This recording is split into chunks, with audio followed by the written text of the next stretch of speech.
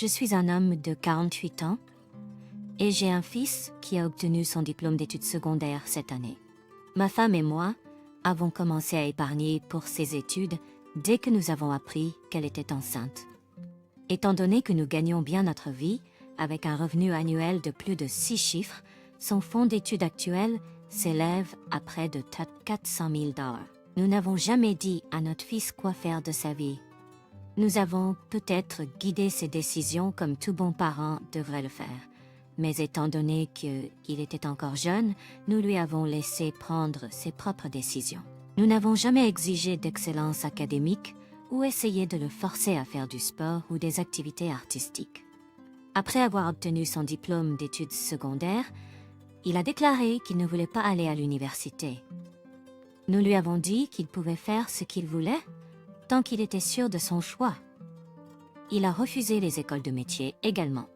Il ne voulait pas non plus travailler avec nous dans notre entreprise. Il a dit qu'il prévoyait d'utiliser son fonds d'études pour démarrer sa propre entreprise. J'ai dit que je lui permettrais seulement s'il suivait des cours de gestion d'entreprise, de comptabilité et de droit dans le collège communautaire voisin. J'ai également précisé que je paierais ses cours de ma poche, pas avec le fonds d'études, et que j'attendrais un plan d'affaires bien élaboré avant de lui donner l'argent. Ma femme est entièrement d'accord, mais il nous a traités d'idiots pour retenir son fonds d'études pour nous faire faire ce que nous voulions. Nous pensons simplement faire de notre mieux pour assurer le succès de son entreprise.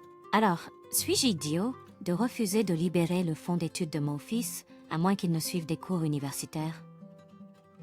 Vous êtes l'idiot. L'argent a été épargné pour lui et s'il a un solide plan d'affaires, l'argent est un investissement, tout comme il l'aurait été pour ses études. De plus, il doit également travailler dans le domaine de l'entreprise qui l'intéresse. Prendre quelques cours ne le prépare pas suffisamment. Vous êtes l'idiot d'essayer de trop contrôler votre enfant. Ce n'est pas votre deal. Vous avez épargné pour lui, alors acceptez qu'il ne va pas à l'université. Donnez-lui son cadeau sans condition et apprenez à gérer cette situation sans manipuler vos enfants. Je ne suis pas surpris s'il coupe les ponts avec vous à cause de cela. Je vais probablement être downvoté, mais je ne suis pas l'idiot. Vous ne retenez pas l'argent pour des raisons égoïstes. Vous essayez de l'aider à trouver et à rester sur la bonne voie dans la vie. Vous avez même proposé de payer les cours de votre poche et pas avec le fonds d'études. Vous essayez de le soutenir, mais vous essayez également d'être réaliste et de vous assurer qu'il sait ce qu'il fait pour éviter une erreur de 400 000. Il a probablement cette idée géniale d'ouvrir un magasin pour son passe-temps, mais cela peut ne pas être une entreprise durable ou rentable. Personnellement, je retiendrai l'argent et je le laisserai l'utiliser pour des choses comme un mariage ou un dépôt pour une maison une fois qu'il sera marié. L'éducation ou l'école de métier, etc. Bingen Suisse sur un défi et traite plus qu'un prêt. S'il ne peut pas obtenir un prêt avec son plan, il ne peut pas accéder au fonds d'études. Il semble que votre fils se comporte de manière arrogante et ne réalise pas la chance qu'il a d'avoir un fonds d'études mis de côté pour lui. Beaucoup d'adultes ont du mal avec les dettes d'études. Il doit voir le tableau d'ensemble. Il semble que vous gérez bien cette situation. Quelle chance que vous et votre femme ayez eu la prévoyance et les moyens de contribuer à un fonds d'études pour votre fils. Super travail, papa. Ma fille préadolescente veut des franges depuis un moment maintenant parce que son amie en a récemment eu et elles avaient l'air vraiment mignonnes.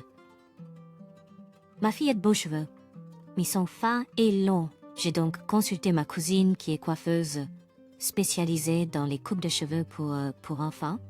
Elle a déconseillé de couper des franges à ma fille en raison de ses cheveux fins.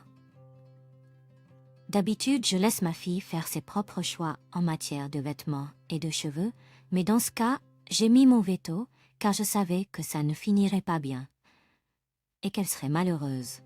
Ma cousine a même utilisé FaceApp pour me montrer à quoi ma fille ressemblerait avec des franges et ça n'avait pas l'air bien. Je sais que FaceApp n'est pas complet précis, mais c'était assez proche dans ce cas. Avant hier, ma fille a demandé un peu de temps seule dans la salle de bain. Après un moment, j'ai remarqué que les ciseaux de cuisine avaient disparu. Ce sont de grands ciseaux à viande. Puis, je l'ai entendu pleurer dans la salle de bain. Alors, je l'ai forcée à ouvrir la porte. Et elle était recroquevillée, en train de pleurer avec le dos tourné vers moi, et j'ai vu une mèche de cheveux dans l'évier. Elle avait regardé une vidéo TikTok de personnes se coupant les cheveux et avait essayé de se couper des franges. Malheureusement, le résultat n'était pas bon. Ses cheveux étaient inégaux et trop courts. Pour vous donner une idée, elle les a coupés aussi courts que le premier pli de votre index. Je ne savais pas quoi dire, alors je me suis assurée qu'elle ne se blessait pas avec les ciseaux, ce qu'elle n'a pas fait. J'ai regardé ses cheveux et j'ai réalisé que je ne pouvais pas les réparer moi-même. Alors j'ai appelé ma cousine pour qu'elle vienne et égalise la coupe. Cependant, il a fallu les couper encore plus courts. Maintenant, ses cheveux sont un désastre. Ma fille est gênée et ne veut pas sortir en public. Elle continue de me supplier de les réparer, même si je lui ai expliqué et que ma cousine lui a également expliqué que ce n'était pas possible. Alors je lui ai dit, voilà ce qui arrive quand on n'écoute pas. Tu as fait une erreur et tu savais que c'était mal. Alors maintenant, tu dois faire face aux conséquences et attendre que ça repousse. Mon mari pense que je suis trop dure et insensible, mais notre fille est préadolescente et elle est encore en train d'apprendre. Apprendre et faire ce que font les enfants. Je pense qu'elle savait exactement ce qu'elle faisait et qu'elle savait que c'était mal, d'où son fait de se cacher de moi. Mon mari a dit qu'elle ne l'aurait pas fait elle-même si je l'avais simplement emmenée chez le coiffeur pour se faire couper les cheveux. Ma fille déteste les franges et dit que ma cousine avait raison, que ça n'aurait pas l'air bien. Donc, si je l'avais emmenée pour le faire, alors elle m'en voudrait. Nous sommes donc dans une impasse. Suis-je l'idiot? Tu es l'idiot.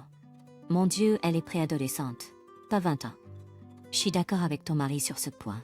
Elle l'a fait. Tu n'as besoin de lui dire que tu as raison et qu'elle aurait dû t'écouter. Bye, bravo pour donner des problèmes de maman à une fille. Tu es l'idiot. Ouais, c'est entièrement de ta faute. Ta fille devrait être autorisée à prendre des décisions simples pour elle-même à cet âge.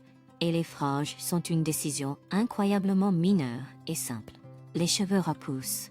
Tu devrais t'excuser auprès d'elle pour être trop contrôlant et lui dire que la prochaine fois qu'elle voudra faire quelque chose de nouveau avec ses cheveux, tu ne te mettras pas en travers de son chemin.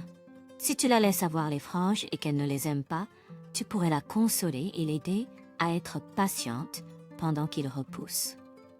Au lieu de cela, tu as ce désordre ridicule. Je peux garantir que la plupart des personnes ici ne sont pas des parents ou ont des enfants très jeunes. Un préadolescent est assez grand pour faire face aux conséquences de ses actions. Elle s'est faufilée dans la salle de bain. Elle savait qu'elle ne devrait pas faire ce qu'elle a fait. Pas l'idiot, les cheveux repousseront.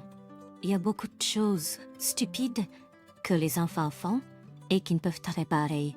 Non, OP est un idiot d'avoir mis son veto aux franges en premier lieu. Les enfants devraient avoir leur apparence autant que possible. OP aurait dû approuver les franges dès le départ et donner à sa fille la chance de les faire correctement ou de parler avec un professionnel et de prendre ses propres décisions sur sa coiffure. Je ne suis pas d'accord. OP n'est pas l'idiot. Si tout le monde, y compris un professionnel, lui dit que les franges ne fonctionneront pas pour elle, elle ne devrait pas, à cet âge, décider qu'elle sait mieux. Si elle le fait, et le fait elle-même, les conséquences naturelles sont quelque chose avec lesquelles elle peut vivre et peut-être écouter les personnes qui savent de quoi elle parle la prochaine fois. Mon mari de 27 ans et moi vivons dans une petite ville et récemment, mon ami proche d'enfance qui a également 27 ans a déménagé ici aussi. Il y a quelques jours, mon ami m'a envoyé un message à 20h demandant si des magasins étaient ouverts. Elle cherchait spécifiquement une pharmacie, mais comme je l'ai dit, c'est une petite ville et tout ferme à 18h. La ville est à 1 heure de route et tout serait probablement fermé quand elle y arriverait. Après avoir insisté un peu plus, elle m'a dit qu'elle était à court de produits périodiques.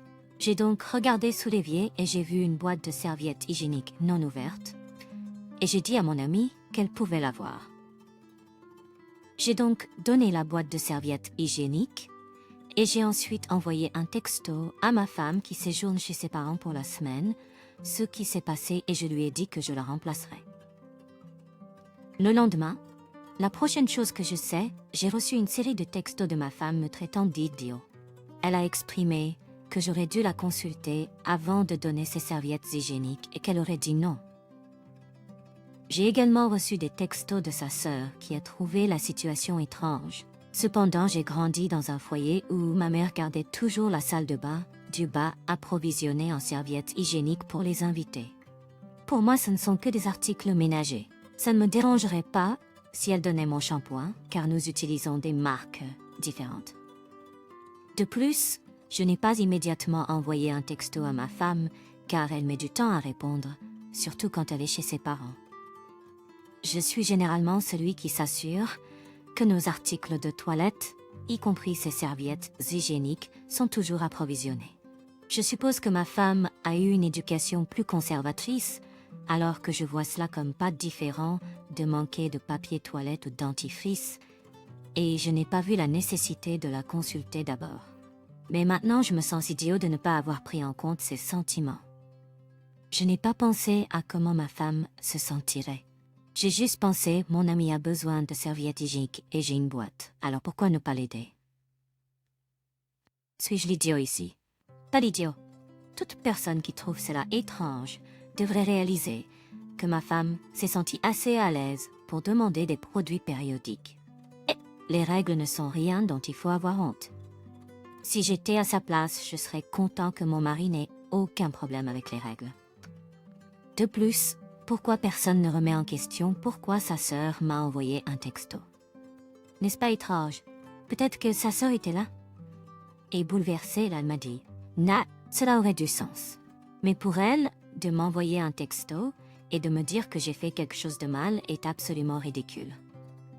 Elle n'a aucun droit de faire ça. Mes sœurs se plaignent souvent de leurs conjoints quand elles sont bouleversées et que je suis là, mais elles finissent toujours par régler ça ensemble. Je ne vais pas envoyer un texto à leur mari pour chaque petite chose. Sa sœur n'a aucun droit de parler de limites tant elle agit comme ça. Tout le monde a tort ici. Peut-être que ma femme se sent mal à l'aise avec une femme si proche de son mari qu'elle peut demander de l'aide pour des produits périodiques. Cette femme de 27 ans ne connaît aucune autre femme en ville et n'avait pas d'autres options que d'appeler un ami marié pour de l'aide. Ma femme a exagéré les choses et c'est la seule raison que je peux trouver pour sa réaction. Je suppose qu'elle est plus dérangée par le fait que ma proche amie ait demandé des serviettes hygiéniques et que je les lui ai livrées la nuit pendant que ma femme était absente. Je ne pense pas qu'il y ait quoi que ce soit dans notre relation qui justifie ce genre de réaction. Je suis d'accord. Ce n'est pas à propos des serviettes. Ma femme est absente et mon ami proche est récemment revenu.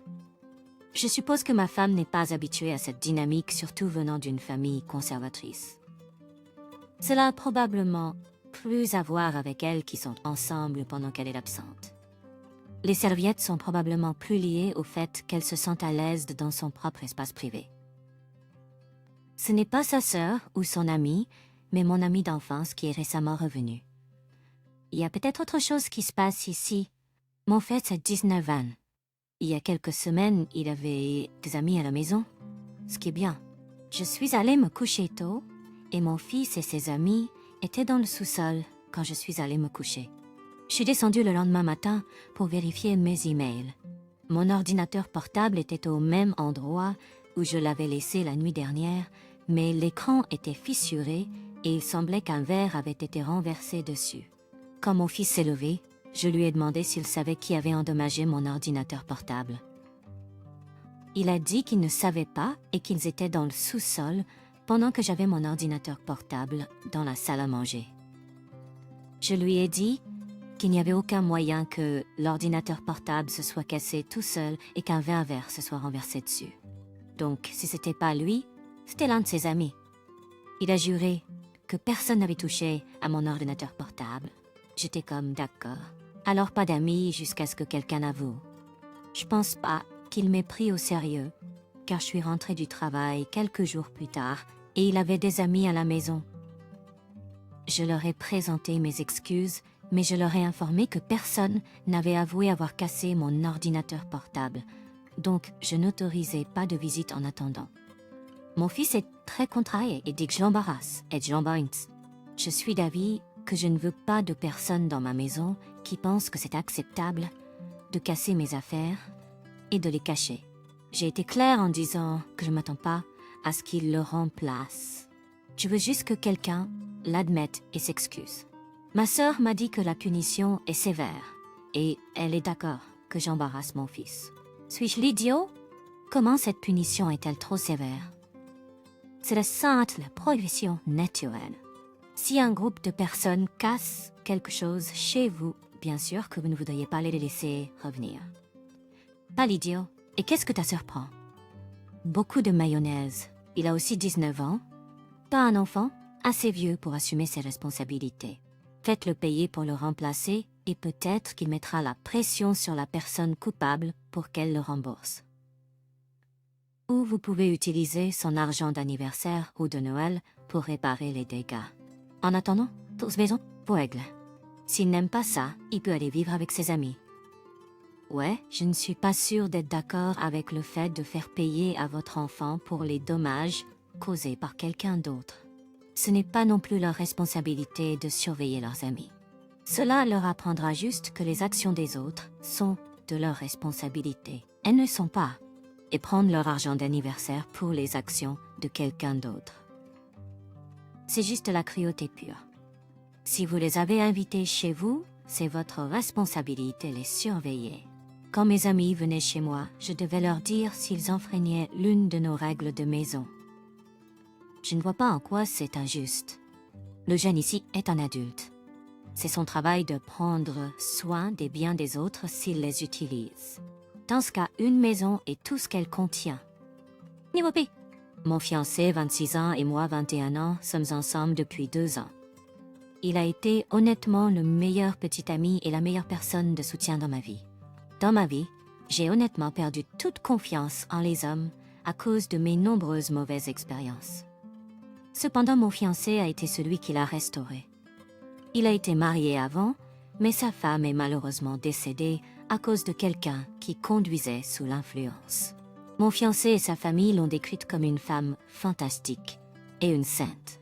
Parfois, j'ai l'impression d'être comparée à elle et je reçois même des commentaires de la part des membres de la famille de mon fiancé selon lesquels je ressemble et je parle comme elle. Cela me met mal à l'aise car je n'essaie pas de la remplacer. J'ai toujours su que mon fiancé gardait certains de ses affaires, y compris sa bague de fiançailles et de mariage. J'étais d'accord avec ça, mais je ne m'attendais pas à ce qu'il me propose avec sa bague. Quand il a fait sa demande, il a organisé un pique-nique en famille pour annoncer ma grossesse. C'était un pique-nique très chic et tout était parfait. Nos 2 familles étaient présentes. Cependant, quand il m'a fait sa demande, j'ai vu que la bague qu'il avait choisie était celle de sa défunte épouse, et j'ai été surprise. J'ai hésité avant de dire oui, et ses sœurs et même. Plus tard, elles m'ont interrogée à ce sujet, comme si j'étais interrogée. J'ai été honnête, et je leur ai dit que je me sentais mal à l'aise d'être proposée avec la bague de sa défunte épouse, car elle lui appartenait à elle, pas à moi. Elles m'ont expliqué que mon fiancé voulait choisir une bague significative, et rien ne lui parlait plus que la bague de sa défunte épouse. J'ai répondu en disant que j'aurais été heureuse avec n'importe quelle bague, même une simple bague en bonbons, mais quelque chose ne me semblait pas juste d'être proposée avec la bague de sa défunte épouse. Elles l'ont dit à mon fiancé qui a été distant depuis. Je l'aime et je ne veux pas que cela ruine notre relation. Je comprends qu'il soit encore en deuil de la perte de sa femme, mais j'ai l'impression qu'il essaie de la remplacer par moi. Je ne peux pas être elle car je suis moi. Ai-je tort de me sentir bouleversée? Pas du tout. En proposant avec la bague de sa défunte épouse, il semble essayer de la remplacer par toi. Cette bague devrait être un souvenir de sa défunte épouse, pas quelque chose qu'il devrait vouloir voir à la main de quelqu'un d'autre. Tu n'es pas un remplacement pour elle. Si tu n'étais pas enceinte, je te suggérerais de reconsidérer cette relation entièrement. Il semble que tu devrais reconsidérer la relation de toute façon. Le facteur de malaise est hors de contrôle avec celui-ci, et dans aucun cas, un enfant ne devrait être pris au milieu de cette folie. La bague est censée représenter votre relation et votre engagement, pas celui de quelqu'un d'autre. Si j'étais à ta place, j'aurais dit non et probablement perdu la tête. Quelle insouciance! T'es-tu rendu compte que perdre ta foi en les hommes à l'âge de 19 ans est exactement le scénario qui te mènerait à choisir un partenaire horrible? Soit tu as vécu un traumatisme extrême en tant qu'adolescente, soit tu es encore très immature et émotionnellement bloquée. Es-tu sûre d'être prête pour le mariage et les enfants à l'âge de 21 ans? Es-tu sûre que c'est le meilleur que tu puisses faire? Ne veux-tu pas être l'égal de ton partenaire? OP? Tu mérites mieux quelqu'un qui ne te traite pas avec respect, qui a un travail ou qui n'a pas été infidèle. Tu mérites de découvrir qui tu es en tant qu'adulte indépendant, de trouver ta place dans le monde et de mûrir en un excellent partenaire. Cherche une thérapie et ensuite rencontre quelqu'un d'incroyable qui te voit comme son égal.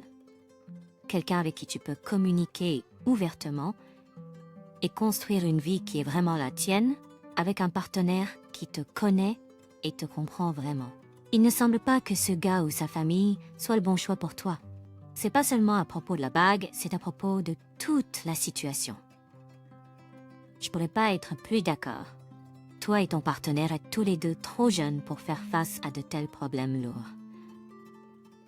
Il a peut-être perdu sa précédente partenaire à un jeune âge, mais cela ne signifie pas qu'il est prêt à passer à autre chose et à commencer une nouvelle relation. Prends le temps de travailler sur toi-même et ta propre guérison avant de te lancer dans une nouvelle relation. Seek counseling and get your own ring, one that symbolizes your own journey and growth. Cherche un conseiller et obtiens ta propre bague qui symbolise ton propre parcours et ta croissance.